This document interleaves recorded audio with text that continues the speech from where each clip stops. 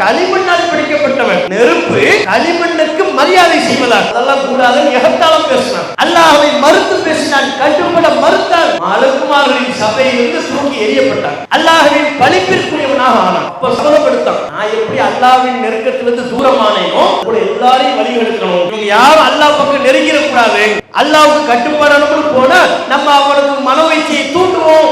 இதான் ஷைத்தானின் வழிமுறை. இப்ராஹிம் அலைஹிஸ்ஸலாம் அவர்கள் நமக்கு மிகச்சிறந்த முன்மாதிரி. எதில் என்றால் மனோவீச்சைக்கு இடம் கொடுக்காம அல்லாஹ்வுக்கு கட்டுப்படணும். அல்லாஹ் சொல்லிட்டான், பிள்ளை யாருன்னு சொன்னாலும் தயார். என் மனோவீச்சைக்கு நான் இடம் கொடுக்க மாட்டேன். அல்லாஹ் சொன்னான் தான் பார்க்கணும். நபிகள் நாயகம் சொன்னார்களா? அவங்க அல்லாஹும் ரசூலும் சொல்லிவிட்டால் ஊர் என்ன சொன்னாலும் எனக்கு பெருசு இல்லை. உலகத்தை நான் பார்க்க மாட்டேன், சொந்த பந்தங்களை பார்க்க மாட்டேன். ஜமாத்தார்கள், பெரியோர்கள், முன்னோர்கள் காலம் காலமாக கடைபிடிக்கப்படுகிற வழிமுறை இதெல்லாம் நான் பார்க்க தயாரில்லை. அல்லாஹ் சொல்லிவிட்டால் ஆமன்னா சல்லம்னா.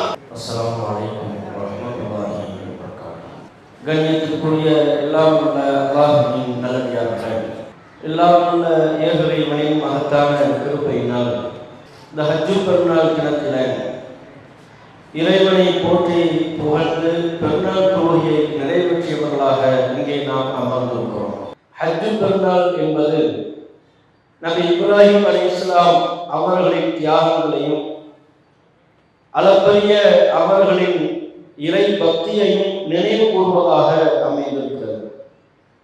இப்ராஹிம் அலைஹிஸ்ஸலாம் அவர்களுக்கு அல்லாஹ் ரப்பல் ஆலமீன் ஏராளமான சிறப்புகளையும் உயர்வுகளையும் வழங்கியிருக்கிறார். மனித சமூகம் முழுமைக்கும் நபி இப்ராஹிம் அலைஹிஸ்ஸலாம் அவர்களை முன்னோடியாக இமாம் என்று திருக்குர்ஆனிலே அல்லாஹ் குறிப்பிடுகிறார். இன்னி ஜாஇலுக லின்னாஸி இமாமா, இப்ராஹிமே முழு மனித சமூகத்திற்கும் உங்களை இமாமாக நாம் ஆக்கியிருக்கிறோம் என்று சொல்கிறார். இது இப்ராஹிம் அலைஹிஸ்ஸலாம் அவர்களுக்கு அல்லாஹ் வழங்கியிருக்கிற ஒரு சிறப்பு. இப்ராஹிம் அலைஹிஸ்ஸலாம் அவர்களை பற்றி திருக்குர்ஆனில் ஏராளமான இடங்களிலே அவரிடத்தில் காணப்பட்ட பிரத்யேகமான பண்புகளை குறிப்பிட்டு சொல்லி அல்லாஹ் பாராட்டுகிறார். இன்ன இப்ராஹிம கான உம்மத்தன், இப்ராஹிம் அவர் ஒரு சமுதாயமாகவே இருந்தார். எண்ணிக்கையில் அவர் ஒரு நபர் தான். ஆனால் அவர் மக்கள் மத்தியில் ஆற்றிய பணி, மக்கள் எதிர்ப்புகளை வெளிப்படுத்திய பொழுது அதை எதிர்கொண்ட விதம், இதையெல்லாம் அல்லாஹ் ரப்பல் ஆலமீன் கவனித்து அவருக்கு புகழாரம் சூட்டுகிறார். அவர் எண்ணிக்கையில் ஒரு நபராக இருந்தாலும் ஒரு சமுதாயம், உம்மத் காணித்தல் லில்லாஹி, அல்லாஹ் எதை சொன்னாலும் அதற்கு கட்டுப்படுவதாக இருந்தார். இதெல்லாம் இறைவனின் புகழாரம். இறைவன் இப்ராஹிம் அலைஹிஸ்ஸலாம் அவரிடத்தில் காணப்பட்ட பண்புகளை பற்றி திருக்குர்ஆனில் இது போன்ற ஏராளமான இடங்கள். நீங்கள் ஹஜ்ஜை எடுத்துக்கொண்டால் லட்சக்கணக்கான ஹாஜிகள் உலகளாவிய அளவில் பல்வேறு நாடுகளிலிருந்து குழுமி இருக்கின்ற மக்கள், அவர்கள் செய்யக்கூடிய பல வணக்க வழிபாடுகள் நபி இப்ராஹிம் அலைஹிஸ்ஸலாம் அவர்களை பின்பற்றித்தான் அந்த வணக்க வழிபாடுகளை அல்லாஹ் அமைத்திருக்கிறார். ஹஜ்ஜிலே இருக்கக்கூடிய ஹாஜிகள் சஃபா மர்வா மத்தியிலே சஹை செய்வார்கள். அது நபி இப்ராஹிம் அலைஹிஸ்ஸலாம் அவர்களின் குடும்பத்தாரின் செயல்பாட்டை வணக்க வழிபாடாக ஆக்கி வைத்திருக்கிறார். இப்ராஹிம் அலைஹிஸ்ஸலாம் அவர்கள் காபத்துல்லாவை புனர்நிர்மாணம் செய்த பொழுது எங்கெல்லாம் நின்று அந்த காபத்துல்லாவை எழுப்பினாரோ அந்த இடத்திற்கு அல்லாஹ் மகாமி இப்ராஹிம் என்று சொல்லி இப்ராஹிம் அவர்கள் நின்ற இடம். காபத்துல்லாவை எழுப்பும் பொழுது கட்டும் பொழுது 4 முறைகளையும் நின்றுதானே காபத்துல்லாவை கட்ட முடியும். அப்படி இப்ராஹிம் அலைஹிஸ்ஸலாம் அவர்கள் அந்த காபத்துல்லாவை கட்டி அமைப்பதற்காக எங்கே நின்றாரோ அதை தொழுமிடமாக அல்லாஹ் ரப்பல் ஆலமீன் ஆக்குமாறு அல்லாஹ் நமக்கு உத்தரவிட்டிருக்கிறார். வத்தஹிது மின் மகாமி இப்ராஹிம் முஸல்லா, இப்ராஹிம் எங்கே நின்று காபத்துல்லாவை கட்டினாரோ இப்ராஹிம் அலைஹிஸ்ஸலாம் அவர்கள் நின்ற இடத்தை தொழுமிடமாக நீங்கள் ஆக்கிக் கொள்ளுங்கள்.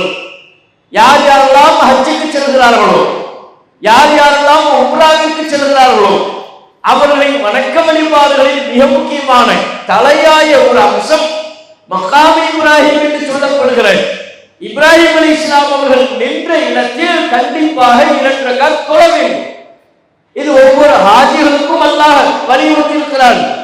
உம்ரா செய்யக்கூடியவர்களுக்கும் அல்லாஹ் ரப்பல் ஆலமீன் இதை வழிபாடாக வணக்கமாக அமைத்து தந்திருக்கிறார். அப்ப ஹஜ்ஜில லட்சக்கணக்கான ஹாஜிகள் செய்யக்கூடிய பல வணக்க வழிபாடுகள். ஜம்ரத்துல் அக்கபா என்கிற இடத்துல ஹாஜிகள் கல்லறிவார்கள். இப்ராஹிம் அலைஹிஸ்ஸலாம் அவர்களின் செயல்பாட்டை பிரதிபலிப்பாக கொண்டது. அவ்வளவு ஹாஜிகளும் சரி, இன்றைக்கு உள்ளூரில் ஹாஜிகள் அல்லாத தங்களுடைய சொந்த நாட்டில் இருப்பவர்களும் சரி, வசதி வாய்ப்புள்ளவர்கள் குர்பானி கொடுக்கிறார்கள் அல்லவா? ஆட்டையோ மாட்டையோ ஒட்டகத்தையோ குர்பானி கொடுக்கிறார்கள். உலகளாவிய அளவில் முஸ்லிம்கள் குர்பானி என்கிற இந்த வணக்க வழிபாட்டை நிறைவேற்றுகிறார்கள். இந்த வணக்க வழிபாட்டை நிறைவேற்றுவதின் பின்னணியிலையும் யார் இருக்கிறார்கள்? இப்ராஹிம் அலைஹிஸ்ஸலாம் அவர்கள் தான் இருக்கிறார்கள். இப்ராஹிம் அலைஹிஸ்ஸலாம் அவர்களுக்கு அல்லாஹ் ரப்பல் ஆலமீன் தம்முடைய மகனை அறுத்து பலியிடுமாறு சொன்னார். அதற்கு முன் வந்தார். அல்லாஹ்வுடைய கட்டுப்படுதலை பார்த்து நாம் எதை சொன்னாலும் கேட்கிறார். நாம் எதை சொன்னாலும் ஏன் எதற்கு என்று நம்மிடத்தில் கேள்வி எழுப்புவதில்லை, கட்டுப்படுகிறார். இப்ராஹிமே, உங்களை நாம் சோதித்தோம். உங்களுடைய மகனை நீங்கள் அறுத்து பலியிட வேண்டிய அவசியம் இல்லை. இதோ இந்த பிராணியை நீங்கள் அறுத்து பலியிடுங்கள் என்று அல்லாஹ் கொடுத்தான். அங்கிருந்து ஆரம்பிக்கிறது குர்பானி. இப்ராஹிம் அலைஹிஸ்ஸலாம் அவர்கள் தம்முடைய பிள்ளையை அறுப்பதற்கு பதிலாக அல்லாஹ் சொன்னார், ஒரு பிராணியை அறுத்தார்கள். அல்லாஹ் கொடுத்த பிராணியை அறுத்தார்கள். இப்ப அதனுடைய ஒரு பிரதிபலிப்பாகத்தான் உலகளாவிய அளவில் உள்ள முஸ்லிம்கள் குர்பானி என்கிற வணக்க வழிபாட்டையும் நாம் நிறைவேற்றி கொள்கிறோம். இப்படி பல்வேறு வணக்க வழிபாடுகளிலே இப்ராஹிம் அலைஹிஸ்ஸலாம் அவர்களை பின்பற்றி நமக்கு வணக்க வழிபாடுகளை சொல்லி தந்திருக்கிறார். இதுவும் இப்ராஹிம் அலைஹிஸ்ஸலாம் அவர்களுக்கு அல்லாஹ் கொடுத்த ஒரு சிறப்பு. அவ்வளவு ஏன், நபிகள் நாயகம் ஸல்லல்லாஹு அலைஹி வஸல்லம் அவர்களுக்கு அல்லாஹ் எந்த இன்னொரு இணை தூதரை பின்பற்றுமாறு சொல்லவே இல்லை. ரசூலுல்லாஹ்வுக்கு நீங்க அவரை ஃபாலோ பண்ணுங்க, இவரை ஃபாலோ பண்ணுங்க நல்லா சொல்லவே இல்லை. இப்ராஹிம் நபி சொல்கிறார், சும்மா உஹைனா இலைக் அனித்தபி மில்லத்த இப்ராஹிம் ஹனீஃபா.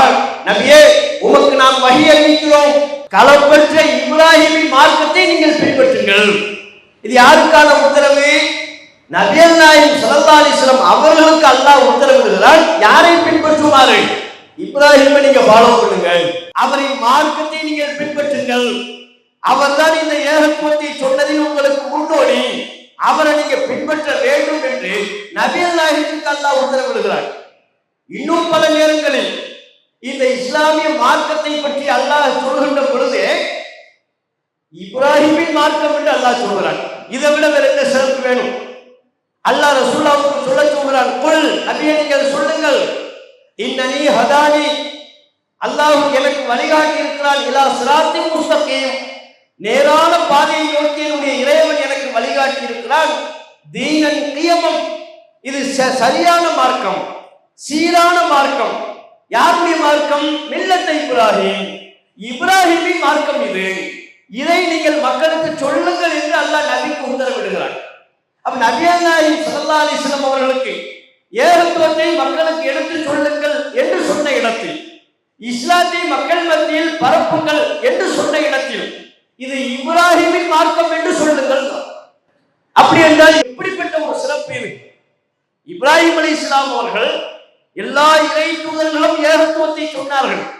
இப்ராஹிம் அலைஹிஸ்ஸலாம் அவர்கள் இந்த ஏகத்துவத்தை சொன்னதில் உச்சம் தொட்ட காரணத்தினால் இந்த மார்க்கத்திற்கு அல்லாஹ் இப்ராஹிமின் மார்க்கம் என்று புகழாரம் சொல்லுகிறார். இப்படி பல்வேறு சிறப்புகளுக்கு சொந்தக்காரர் நபி இப்ராஹிம் அலைஹிஸ்ஸலாத்து வஸலாம் அவர்கள். அந்த இப்ராஹிம் அலைஹிஸ்ஸலாம் அவர்கள் ஒட்டுமொத்த முஸ்லிம்களுக்கும் மிகச்சிறந்த முன்மாதிரி என்று அல்லாஹ் குறிப்பிடுகிறார். நபியை மட்டும் ஃபாலோ பண்ண சொல்லலை, நாமும் இப்ராஹிம் நபியை பின்பற்ற வேண்டும்.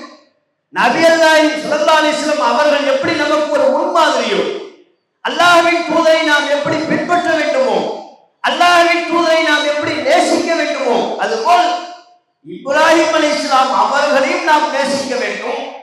இப்ராஹிம் நபியையும் நாம் பின்பற்ற வேண்டும். இப்ராஹிம் நபியும் நமக்கு ஒரு முன்மாதிரி. அல்லாஹ் குர்ஆனில் சொல்றார், அது கானத் லக்கும் உஸ்வத்துன் ஹஸனத்துன் ஃபீ இப்ராஹிம், இப்ராஹிம் இடத்திலேயும் அவரோடு இருந்த மூமின்களிடத்திலேயும் உங்களுக்கு அழகிய முன்மாதிரி இருக்கிறது. இப்ராஹிம் சாதாரண ஆள் இல்ல, உங்களுக்கு ரோல் மாடல், முன்மாதிரி. எதில் முன்மாதிரி? முன்மாதிரி என்றால் எல்லாவற்றிலும் இப்ராஹிம் நபி முன்மாதிரியாக திகழ்கிறார். இப்ராஹிம் நபியுடைய வாழ்க்கையை பல்வேறு கோணங்களில் நாம் பார்க்க இயலும்.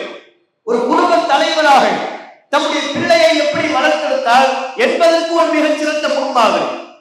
ஒரு தந்தையாக, ஒரு கணவனாக தம்முடைய மனைவியை எப்படி இந்த மார்க்க பற்றோடு வளர்த்தெடுத்தார்கள், அல்லாஹ்விற்காக, அல்லாஹ்வின் மார்க்கத்திற்காக என்று சொல்கின்ற பொழுது எதை செய்வதற்கும் தயார் என்று ஒரு குடும்பம் முன்வர வேண்டும் என்றால் அதில் குடும்ப தலைவரின் பங்கு அளப்பரியது அல்லவா? அருக்கணும்னு கேட்கிறார் பிள்ளைகிட்ட, யா புனைய இன்னி அராபில் மனாபி அன்னி அதுபக சந்தூர் மாதா தரான். எனது அருமை மகனே, கனவில் உன்னை அறுப்பது போன்று நான் கண்டேன். சந்தூர் மாதா தரான், நீ என்னப்பா நினைக்கிற சொல்லு, செய்யலாமா? அல்லாஹ்வின் உத்தரவுங்கிறத கருத்தில் கொண்டு சொல்கிறான். அல்லாஹ் எனக்கு கனவுல காட்டியிருக்கிறான், உன்னை அறுக்கிற மாதிரி ஒரு கனவு எனக்கு வந்திருக்கிறது, இது அல்லாஹ் சொன்னதாகத்தான் தெரிகிறது, நீ என்னப்பா நினைக்கிற, அறுக்கலாமான்னு கேட்கிறார். பிள்ளை என்ன பதில் சொன்னாரு? ஒரு வளரிளம் பருவத்தில் இருக்கக்கூடிய ஒரு இளைஞர் பதில் சொல்கிறார், அல்லாஹ்வுடைய உத்தரவா, செய்யுங்க. அல்லாஹ்வுடைய உத்தரவுல எதுக்கு கேட்கிறீங்க? இறைவனின் உத்தரவு என்னவோ அதை நிறைவேற்றுங்கள். சதஜிதுனி இன்ஷா அல்லாஹு மினஸ் சாபிரின். இறைவன் நாடினால் என்னை பொறுமையாளனாக பார்ப்பீங்க, நான் மிரண்டு ஓட மாட்டேன். இறை உத்தரவை நடைமுறைப்படுத்துவதிலிருந்து நான் பின்வாங்க மாட்டேன். செய்யுங்க, அல்லாஹ்வுடைய உத்தரவு நான் செய்கிறேன். எப்படிப்பட்ட ஒரு கட்டுப்படுதல்! இதில் இப்ராஹிம் அலைஹிஸ்ஸலாம் அவர்களின் பங்களிப்பு இல்லாமல் இருக்குமா? ஒரு பிள்ளையிடமிருந்து இப்படிப்பட்ட பதில் வருகிறது என்றால் ஒரு தந்தையாக இப்ராஹிம் நபியின் வளர்ப்பு அப்படி இருக்கிறது. இதில் நமக்கு ஒரு சிறந்த முன்மாதிரி. இன்னைக்கு நம்ம பிள்ளைகள் எல்லாம் அப்படி கேட்டா நடக்குமா? அப்பா மகனே, உன்னை அறுக்கிற மாதிரி கனவு கண்டப்பா, நீ என்னப்பா நினைக்கிற? ஒன்னும் பதில் எப்படி வரும்? கனவு கண்டீங்களா, அதோட முடியும். கனவு தானே, வேலையை பார்த்துட்டு போங்க, எதுக்கு அதையெல்லாம் என்கிட்ட வந்து சொல்லிட்டு இருக்கிறீன்னு இப்படி கேட்போம். அல்லது நமக்கு மேல இருந்தால் நீங்க, நானும் தான் கனவு கண்டேன் உங்களை அறுக்கிற மாதிரி, நீங்க என்ன சொல்றீங்க வாப்பா, பதில் வருமா வராத? இன்றைக்குள்ள தலைமுறை அப்படி இருக்கிறது. நம்முடைய வளர்ப்பு, நாம் பிள்ளைகளை எப்படி வளர்த்தெடுக்கிறோம் என்பதில் அந்த பதில் அடங்கி இருக்கிறது. இது நம் வேடிக்கையாக சொன்னாலும் யதார்த்த நிலையை நீங்க பார்க்கணும். பிள்ளைகிட்ட இருந்து அப்படி பதில் வரும்.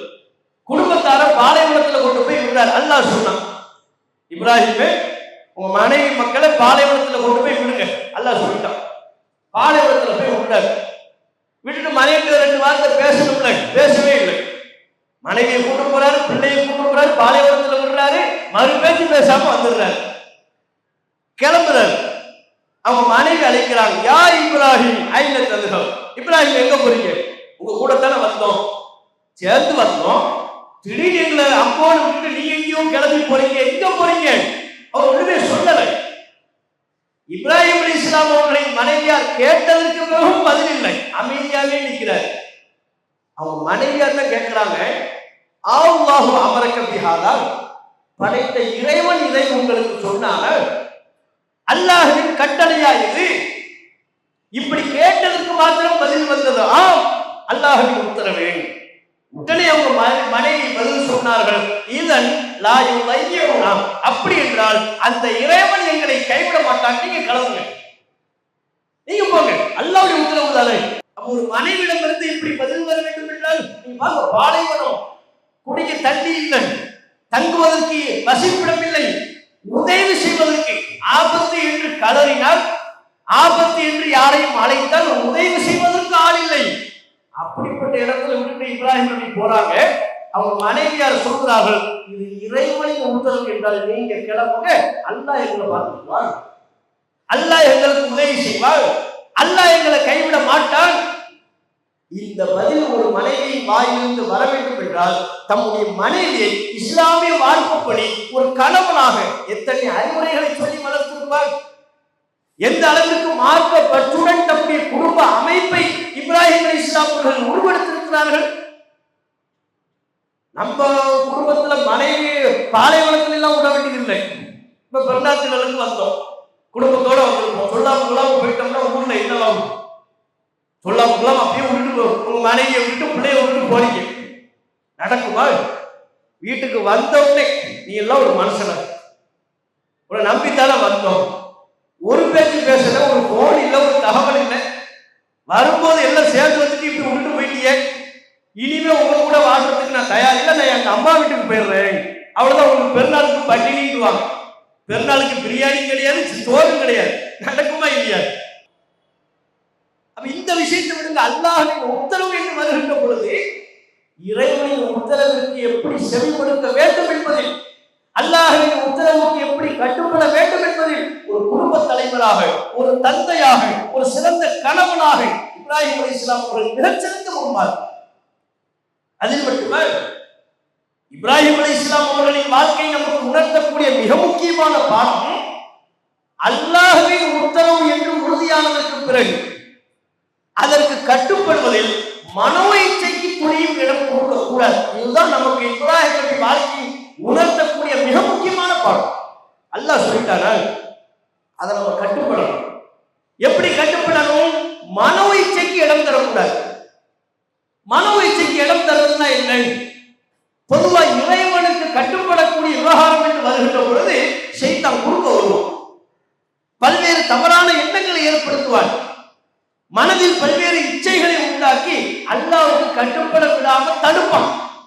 அதான் ஷைத்தானின் மனோ இச்சை. அது போன்ற மனோ இச்சைகளுக்கு இடம் கொடுக்காம அல்லாஹ்வின் உத்தரவுக்கு கட்டுப்படணும். இதுதான் இப்ராஹிம் நபி சிறந்த முன்மாதிரியா இருக்காங்க. பிள்ளைய அறுக்கணும்னு சொன்ன பொழுது மனோ இச்சைக்கு இடம் கொடுத்திருந்தால் எப்படி யோசித்திருப்பார்? பிள்ளைய அறுக்கிறதுலாம் ஒரு உத்தரவா? இதை போய் அல்லாஹ் சொல்லலாமா? டெஸ்டுக்கு ஒரு அளவு இல்லையா? அல்லாஹ் சோதிக்கணும்னா இப்படியா சோதிக்கணும்? எனக்கு நோயை கொடுத்து சோதிக்க வேண்டியதானே? என் பிள்ளைய அல்லாஹ் அறுக்க சொல்றான்னு கேட்கலாம்ல. கேட்டாங்களா? அப்படி கேட்டார்களா? அப்படி யோசித்தார்களா? அல்லாஹ் சொல்லிட்டானா மனோ இச்சைக்கு இடம் கிடையாது. மனோ இச்சையை தூக்கி தூர ஏறி குடும்பத்தை பாலைவனத்துல கொண்டு போய் விட சொன்னாங்க அல்லவா? இப்ராஹிம் நபி யோசிச்சாங்களா? அங்க கொண்டு போய் அல்லாஹ் விட சொல்றானே, நம்ம மனைவி என்ன செய்வாங்க, புள்ள என்ன செய்யும், குடிக்க தண்ணி இருக்கா, துணைக்கு ஆள் இருக்கா, யாருமே இல்லை, எப்படி விட்டு வர முடியும்? இது என்ன இறைவனின் உத்தரவு? இதெல்லாம் நடைமுறைக்கு சாத்தியமான்னு யோசிச்சாங்களா? யோசிக்கவில்லை. காரணம் என்ன? இப்ராஹிம் அலைஹிஸ்ஸலாம் அவர்கள் அல்லாஹ்வின் உத்தரவு என்று உறுதியானதற்கு பிறகு மனோ இச்சைக்கு இடம் தர மாட்டார்கள், இடம் கொடுக்கல. அதனாலதான் இப்ராஹிம் அலைஹிஸ்ஸலாம் அவர்கள் அல்லாஹ் புகழாரம் சூட்டுகிறார். எப்பேற்பட்ட ஒரு மனுஷன்! நம்ம ஒரு உத்தரவை, ஒரு கட்டளையை பிறப்பித்து விட்டால் மனோ இச்சைக்கு இடம் தராமல் கட்டுப்படுகிறார். அப்படி கட்டுப்படணும். இது இப்ராஹிம்களை மாத்திரம் கடைபிடிக்க வேண்டிய அம்சம் இல்லை. மூமின்கள் நமக்கும் அல்லாஹ் இதை திருக்குர்ஆனில் சொல்கிறார். இந்த அம்சம் நம்மிடத்தில் இல்லை என்றால் நாம் மூமின்களே அல்ல, இறை நம்பிக்கையாளர்களே அல்ல என்று அல்லாஹ் சொல்கிறார். ஃபலா வரப்பிக்க லா யுமினூன். அல்லாஹ் சொல்கிறார், நபியே உமது இறைவனின் மீது ஆணையாக, லா யுமினூன், இவர்கள் எல்லாம் ஈமான்தாரிகளாக ஆகவே மாட்டார்கள். எதுவரையிலும் ஹத்தா யுஹக்கிமுக ஃபீமா ஷஜர பைனஹும் ثم لا يجدوا في انفسهم حرجا مما قضيت ويسلموا تسليما. நபியே, தங்களுக்கு மத்தியில் ஏற்படக்கூடிய பிரச்சனைகளுக்கு உங்களை நீதிபதியாக்கி நீங்க சொல்லக்கூடிய தீர்ப்பை முழுமையாக ஏற்றுக்கொண்டு தங்களுடைய மனதில் எந்த இச்சைக்கும் இடம் கொடுக்காம முழுமையாக கட்டுப்படாதவரை இவர்கள் மூமின்களாக ஆக முடியாது. அல்லாஹ்வுடைய வாக்கு. குர்ஆனில் அல்லாஹ் நமக்கு சொல்லித் தருகிற உத்தரவு. நமக்கு மத்தியில் ஏற்படக்கூடிய, வாழ்க்கையில் ஏற்படக்கூடிய பிரச்சனைகளுக்கு நபி இடத்துல மார்க்க தீர்ப்பு கேட்கணுமா? நபி மார்க்க தீர்ப்பு சொன்னதற்கு பிறகு மனோ இச்சைக்கு இடம் கொடுக்க கூடாது. முழுமையா கட்டுப்படணும். சமையல்னா அத்தானா கேட்டோம் கட்டுப்பட்டோம் என்று வந்துடணும். அப்படி வந்தால்தான் நம்ம மோமின்கள், இல்லை என்றால் மோமின்களே அல்ல என்று அல்லாஹ் சொல்றார். அப்ப இப்ராஹிம் அலைஹிஸ்ஸலாம் அவர்களின் வாழ்க்கையிலிருந்து மனோ இச்சைக்கு இடம் கொடுக்காம அல்லாஹ்வுக்கு கட்டுப்படக்கூடிய பண்பை நாம வளர்க்கணும். அந்த பண்பில் நாம் இருக்கிறோமான்னு யோசிப்பாங்க. தர்மம் செய்யுங்கள் என்று சொல்லப்பட்டால் மனோ இச்சை குறுக்கே வருகிறது.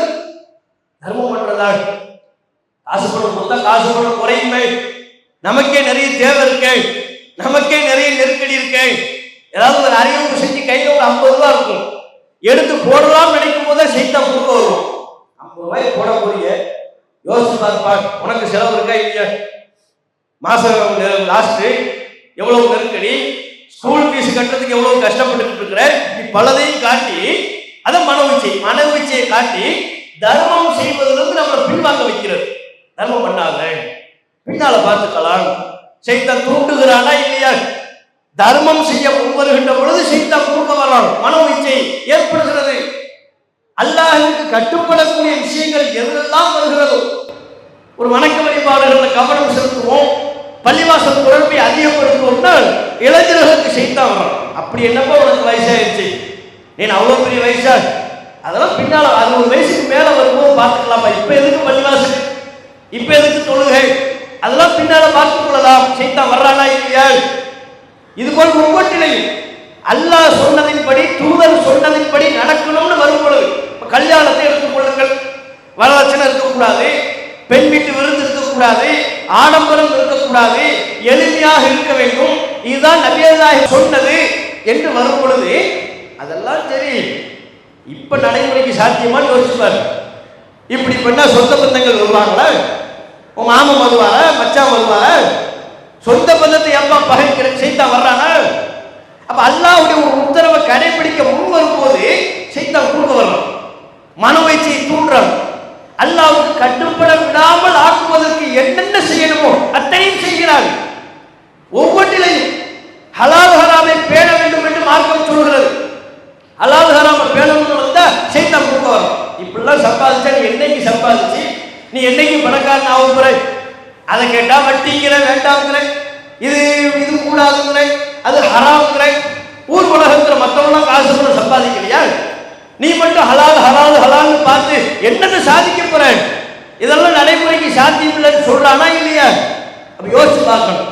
சைத்தான் எந்தெந்த வகையெல்லாம் அல்லாஹ்வுக்கு கட்டுப்படுவதிலிருந்து நமக்கு மனோவீச்சையை தூண்டுகிறானோ அந்த நேரத்தில் நீங்க யோசிக்கணும், இது சைத்தானின் வேலை. நான் இப்ராஹிம் நபியை முன்மாதிரியாக கொண்டவன், மனோவீச்சைக்கு நான் இடம் கொடுக்க மாட்டேன் என்று வரும். சைத்தான் தாங்க அப்படி யோசித்தால் அல்லாஹ்வுக்கு நம்ம எப்படி கட்டுப்படணும்னு யோசிக்கணும். அதான் இப்ராஹிம் நபியின் மார்க்கம். எப்படி கட்டுப்படாம இருக்கிறது, இதை எப்படி விடுறது, இதை எப்படி புறக்கணிக்கிறது, அப்படி யோசிக்க கூடாது. அல்லாஹ் ரப்பல் ஆலமீன் என்ன உத்தரவு போட்டால் இப்லீஸுக்கு? ஆரம்பத்தில் மலக்குமார்களின் சபையில் இருந்தான், அல்லாஹ்வோட நெருக்கத்தில் இருந்தான். ஆதம் அலைஹிஸ்ஸலாம் அவர்களை படைத்து அவங்களுக்கு மரியாதை பண்ணு அல்லாஹ் சொன்னான். சொன்ன உடனே கேட்டிருந்தால் பெரிய ஆளா இருக்கும். மலக்குமார்களின் சபையில் அவன் நீடித்திருப்பான். சொன்ன உடனே கேட்கல. சைத்தான் யோசிக்கிறான், இவருக்கு போய் நம்ம மரியாதை பண்ணணுமா? அவர் யாரு, நம்ம யாரு? நம்ம ஸ்டேட்டஸ் என்ன, அவர் ஸ்டேட்டஸ் என்ன? எது அல்லாஹ்வுக்கு கட்டுப்படாமல் இருக்கிறதுக்கு யோசிக்கிறது. எப்படி கட்டுப்படணும்னு யோசிச்சா இப்ராஹிம் நபியின் மார்க்கம். கட்டுப்படக்கூடாது என்பதற்காக யோசிப்பது. அவர் யாரு, நம்ம யாரு? அவர் ஸ்டேட்டஸ் என்ன, ஏன் ஸ்டேட்டஸ் என்ன? நான் நெருப்பால் பிடிக்கப்பட்டவன், அவர் அற்புதமான களிமண்ணால் பிடிக்கப்பட்டவன். நெருப்பு களிமண்ணுக்கு மரியாதை செய்வதால் அதெல்லாம் கூடாதுன்னு எகத்தாலும் பேசினான். அல்லாஹ்வை மறுத்து பேசினான், கட்டுப்பட மறுத்தான். மலக்குமார்களின் சபையிலிருந்து தூக்கி எறியப்பட்டான். அல்லாஹ்வின் பழிப்பிற்குரியவனாக ஆனான். அப்ப சபதம் எடுத்தான், நான் எப்படி அல்லாஹ்வின் நெருக்கத்திலிருந்து தூரமானேனோ அது போல எல்லாரையும் வழி எடுக்கணும். இவங்க யாரும் அல்லாஹ் பக்கம் நெருங்கிடக்கூடாது, அல்லாஹ்வுக்கு கட்டுப்படணும்னு போனா நம்ம அவனுக்கு மனோவீச்சையை தூண்டுவோம். இதான் சைத்தானின் வழிமுறை. அப்ப இப்ராஹிம் அலைஹிஸ்ஸலாம் அவர்கள் நமக்கு மிகச்சிறந்த முன்மாதிரி. எதில் என்றால் மனோவீச்சைக்கு இடம் கொடுக்காம அல்லாஹ்வுக்கு கட்டுப்படணும். அல்லாஹ் சொல்லிட்டார், பிள்ளை யாருன்னு சொன்னாலும் தயார், என் மனோவீச்சைக்கு நான் இடம் கொடுக்க மாட்டேன். அல்லாஹ் சொன்னான் தான் பார்க்கணும். நபிகள் நாயகம் சொன்னார்களா, அவ்வளவுதான். அல்லாஹும் ரசூலும் சொல்லிவிட்டால் ஊர் என்ன சொன்னாலும் எனக்கு பெருசு இல்லை. உலகத்தை நான் பார்க்க மாட்டேன், சொந்த பந்தங்களை பார்க்க மாட்டேன். ஜமாத்தார்கள், பெரியோர்கள், முன்னோர்கள் காலம் காலமாக கடைபிடிக்கப்படுகிற வழிமுறை இதையெல்லாம் நான் பார்க்க தயாரில்லை. அல்லாஹ் சொல்லிவிட்டால் ஆமன்னா சல்லம்னா, ரசூல் சொல்லிவிட்டால் சமினா அத்தானா. இதுதான் இப்ராஹிம் நபியுடைய பண்பு. இந்த பண்பை முஸ்லிம்கள் நாம் அனைவரும் வளர்த்து கொள்ள வேண்டும். அப்போதுதான் ஹஜ்ஜு பெருநாளில் நாம் கொண்டாடுவதற்கு ஒரு அர்த்தமானதா இருக்கும். நம்ம பலர் குர்பானி என்கிற வணக்க வழிபாட்டை நிறைவேற்றுவோம். குர்பானினா வெறும் ஆட்டை அறுப்பதா, மாட்டை அறுப்பதா? இப்ராஹிம் நபி நினைச்சு பார்க்கணும், யா அல்லாஹ் நீ சொன்னங்கிறதுனால என் பிள்ளையை நான் அறுக்க வந்தேன், வேண்டாம் தான் விட்டேன். நீயா தான் ஒரு பிராணியை கொடுத்து அருன்னு சொன்ன, அதனால அறுத்தேன். இது இப்ராஹிம் நபியின் பாணி. அதே மாதிரி நம்ம நினைக்கிறோம், யா அல்லாஹ் நீ சொன்னதுனால தான் இந்த ஆட்டை அறுக்கிறேன், ஊரை நான் பார்க்க தயார் இல்லை, உலகத்தை பார்க்க தயார் இல்லை, என் மன இச்சைக்கு நான் இடம் கொடுக்க மாட்டேன் வரணும். அப்படி வருகின்ற பொழுதுதான் உண்மையில் நான் இப்ராஹிம் அலைஹிஸ்ஸலாம் அவர்களை பின்பற்றியதாக ஆவோம். அந்த பாக்கியத்தை அல்லாஹ் ரப்பல் ஆலமீன் நம்ம அனைவருக்கும் தந்தருள வேண்டும். பெருநாள் தினத்தில் அதிகமாக நபியல்லாஹி ஸல்லல்லாஹு அலைஹி வஸல்லம் அவர்கள் தர்மத்தை வலியுறுத்தி பேசியிருக்கிறாங்க. அதிகமாக ஏழை எளிய மக்களுக்கும் நம்மளுடைய நெருங்கிய தகுதியுடையவர்களுக்கும் பொருளாதாரத்திலிருந்து நாங்கள் நம்மால் இயன்றதை தர்மம் செய்து ஏழை எளிய மக்கள் பயன்பெறக்கூடிய வகையில் இந்த பெருநாளை நம்ம அமைத்துக் கொள்ளணும். அதுபோல் கேளிக்கை என்கிற பேரில் வேகமாக பைக்கில் போகிறது வர்றது சில ஊர்களில் எல்லாம் பார்க்கணும், சில பகுதிகளெலாம் பார்க்கணும். பெருநாள் மகிழ்ச்சியாக இருக்கணும்னு பைக் எடுத்துக்கிட்டு விருன் போகிறது, விருன் வர்றது, வர போகிறவங்களை அச்சுறுத்துறது, மிரட்டுறது, இதுவெல்லாம் பெருநாள் கிடையாது. இஸ்லாமிய கலாச்சாரத்தை பொறுத்தவரை பெருநாள்னா ஏழை எளிய மக்கள் பயன்பெறும். நம்ம பெருநாளில் தான் அல்லாஹ் அப்படிப்பட்ட ஒரு வாய்ப்பை தந்திருக்கலாம். நீங்கள் ஏழைய பண்டிகைகளை எடுத்துக்கொண்டால் பட்டாசு வியாபாரம் நடக்கும், பெரும் பெரும் பண முதலாளிகள் லாபம் பெறுவார்கள். ஆனால் இஸ்லாமிய மார்க்கம் கொண்டாடுகிற வலியுறுத்துகிற இந்த ஹஜ்ஜி பெருநாள்ல ஆடு மாடுகளை வாங்குறோம், விவசாயிகள் பயன்பெறுவாங்க. அதற்கு தீனி போடுவதற்கு புல்லு ஏழைய தீனிகளை வாங்குறோம், விவசாயிகள் பயன்பெறுவார்கள். அப்ப ஏழை எளிய மக்கள் அந்த ஆட்டை அறுத்தால் அதன் இறைச்சியை நாமும் உண்டு சொந்த பந்தங்களுக்கும் வழங்கி ஏழை எளிய மக்களுக்கு கொடுக்கும் பொழுது ஏழை எளிய மக்கள் பயன்பெறுவார்கள். அதுதான் இந்த பெருநாளின் நோக்கமாக இருக்கணுமே தவிர வேறு விஷயம் இல்லை. இதை கவனத்தில் கொடுங்க. இதை வலியுறுத்தி என்னுடைய உரையை நிறைவு செய்து கொள்கிறேன். அஸ்ஸலாமு அலைக்கும் வரஹ்மத்துல்லாஹி வபரகாத்துஹு. இஸ்லாம் மற்றும் சமுதாய செய்திகளை அறிந்து கொள்ள தமிழ்நாடு தௌஹீத் ஜமாஅத் யூடியூப் பக்கத்தை உடனடியாக சப்ஸ்கிரைப் செய்து கொள்ளுங்கள். மேலும் பெல் பட்டனையும் கிளிக் செய்து கொள்ளுங்கள்.